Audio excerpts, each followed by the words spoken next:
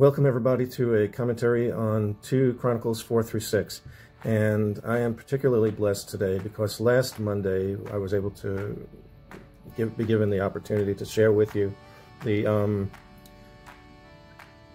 section of 1 Chronicles 10 through 12, which was the emergence of David as king.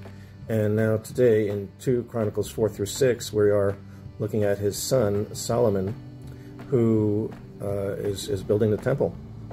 And this is the same King Solomon who wrote Ecclesiastes and who said that all things in this world are meaningless and that they are like chasing the wind, to go chasing after whatever pleasures and benefits that one can have living in this world. In this section of the Bible, King Solomon is more on point with the benefit of being in God's good graces and living a righteous life and the importance of worship in our life. There is one particular line which you'll find elsewhere, but it's basically King Solomon asking the Lord, teach us how to live. And we find that when we are living a righteous life and in God's favor, then miracles and wonderful things can occur. Not always, because we, even as saved Christians, we still have a sin nature, even as a new creature in Christ. So things will happen, and suffering brings us closer to the Lord, which is where we want to be in this life and hereafter. And in numerous places in this section of 2 Chronicles 4 through 6, King Solomon asks to please show us how to repent and how to live a better life through repentance. And even as we accept that Jesus is our Lord and Savior, and we thank Him for everything that He has done for us, including the great sacrifice and overcoming death, we also know that there is a works component, and that could be just as simple as repentance. You can't continue to live the life that you were living before and expect that God will see a change, and expect that He will see that there's you've benefited from accepting Jesus as your Lord and Savior.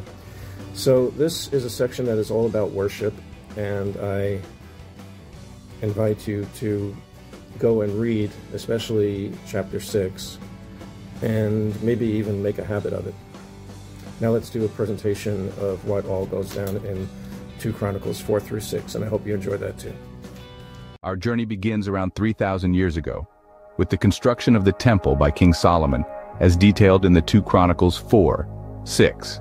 Among the various elements of the temple, the brazen altar holds a prominent place.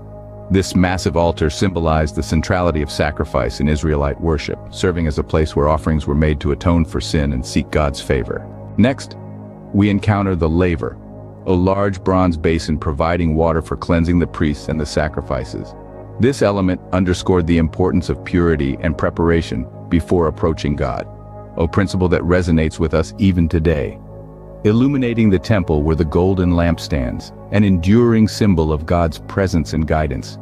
They emphasized the need for spiritual light and wisdom in worship, a need that remains universal and timeless. Fast forward to the present day, and the specific rituals of the temple may no longer be practiced, but the underlying principles continue to hold valuable lessons.